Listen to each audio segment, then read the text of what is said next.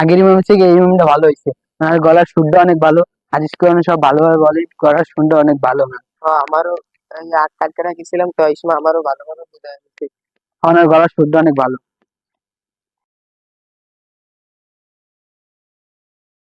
আসসালামু আলাইকুম ভাই, কেমন আছেন? কি হয়েছে?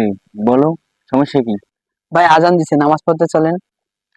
তুমি যাও, তুমি যে তোমার নামাজ পড়ো, যাও।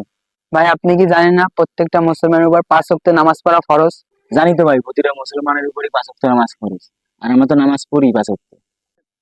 চলেন ভাই তাহলে নামাজ পড়তে যাই, আসেন। তুমি তো মসজিদে নামাজ পড়তে যাচ্ছ, তাই না? আমি মসজিদে নামাজ পড়ি না, আমরা নিজেদের নামাজ নিজেরাই পড়ি। কেন ভাই, আপনি জানেন না যে আমাদের সাথে নামাজ পড়লে 27 গুণ সব বেশি? জানি 27 গুণ সব বেশি, কিন্তু যে ইমাম টাকার বিনিময়ে নামাজ পড়াই, আমরা তাদের পিছনে নামাজ পড়ি না। টাকায় কিনে ইমাম মানে ভাই বুঝলাম না তো। তুমি এগুলো বুঝবা না। তুমি যে ইমামের দ্বারা নামাজ পড়ো, সেই ইমামের কাছে জিজ্ঞাসা করো টাকায় কেনে ইমাম কাছে বলে। যাও।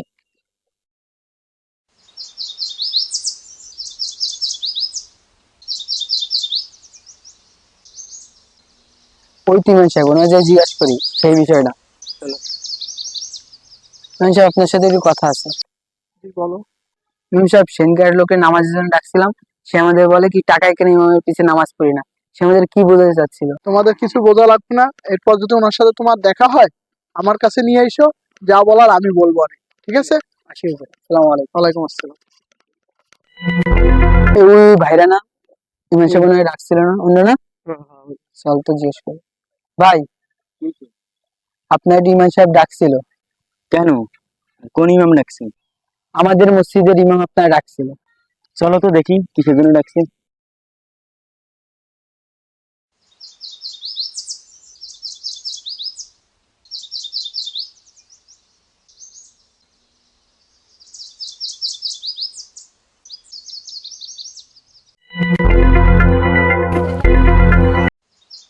আসসালামু আলাইকুম ইমাম সাহেব। ওয়ালাইকুম আসসালাম। আপনার সেনকে যে লোকের কথা বললাম সেই লোককে নিয়ে আসছি। এই ভাইয়ের কথা বলছিলাম? কি বলছিলেন ভাই ওনাকে আপনি? আমি বলছিলাম যে আমরা টাকায় কেনা ইমামের পিছনে নামাজ পড়ি না।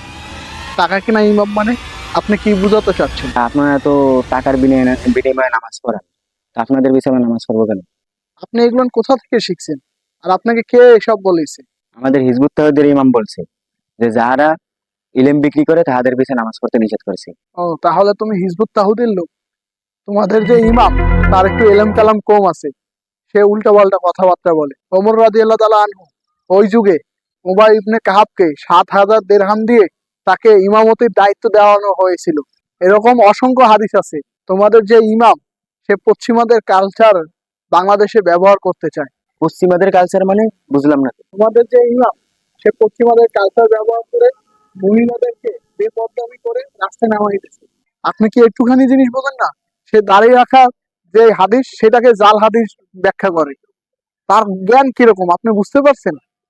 সে দাঁড়িয়ে রাখতে চায় না নিজের মুখে নিজে, আবার সে ইসলাম প্রচার করতে চায়। সে কোরআন হাদিসের ভুল ব্যাখ্যা করতেছে এবং ভুল ব্যাখ্যা দিয়ে আপনাদের মতন লোকদেরকে ঈমান কেড়ে নিচ্ছে।